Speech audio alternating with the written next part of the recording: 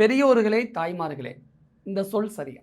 அதாவது பெரியோர் என்பது யார்? உயர்திணை. கல்விதி போட தேவையில்லை. தாய்மார் அப்படிங்கிறது யார்? உயர்திணை.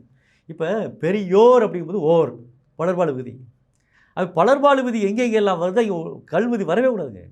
பெரியோர் தான் வரணும், பெரியோர்கள் வரக்கூடாது. பேரன்பு கொண்டோரே பெற்றெடுத்த தாய்மாரே, பேரன்பு கொண்டோரே பெற்றெடுத்த தாய்மாரே, நற்றமிழ் இளம் சிங்கங்கால் சொல்லி பாரதிதாசனுடைய பாடல் வரியில் வரும். அப்போ பேரன்பு கொண்ட பெரியோரேன்னு சொன்னாலே போதுமானது. பெரியோர்களையும் சொல்ல தேவையில்லை, தாய்மார்களையும் சொல்ல தேவையில்லை. இப்போ தாய்மார்களையும் சொல்லாமல் என்ன செய்யணும்? தாய்மார், அவ்வளோ தாய்மாரே அப்படி சொல்லணும். ஏன்னா மாறி என்பது பலர்பாடு விதியில் வரக்கூடிய ஒன்று. 63 நாயன்மார்கள் சொல்லுவாங்க. 63 நாயன்மார், அவ்வளோதான். 63 நாயன்மார் வரலாற்றை படித்து பாருங்கள், உங்களுக்கு மிகச் சிறப்பாக இருக்கும் அப்படி சொல்லலாம். 63 நாயன்மார்கள் என்று அந்த உயர்திணை சொல்லுக்கு கல்வி விதி போட தேவையில்லை. அப்போ பெரியோரே, தாய்மாரே, இளைஞரே, ஆசிரியரே இந்த மாதிரி தான் சொல்லணுமே தவிர அதற்கு உயர்திணை சொற்களுக்கு கல்வி விதி போட தேவையில்லை.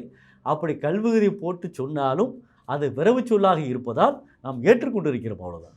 ஒரு முக்கியமான கேள்வி, தமிழ் மீது உங்களுக்கு இருக்கக்கூடிய இந்த ஆர்வம் உங்களை தமிழ் கிறுக்கன், தமிழ் பைத்தியம் அப்படிங்கிற மாதிரி நான் பட்ட பேர்லாம் வாங்கி கொடுக்குறதுல இதை பற்றி எனக்கு அதை ஃபீல் பண்ணியிருக்கீங்களா?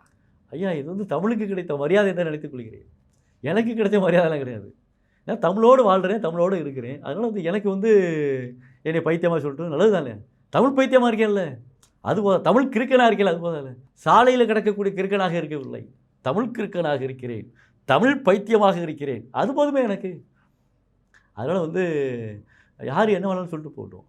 அது தமிழோடு இயைந்து சொல்வதால் நான் பெருமைப்படுகிறேன்.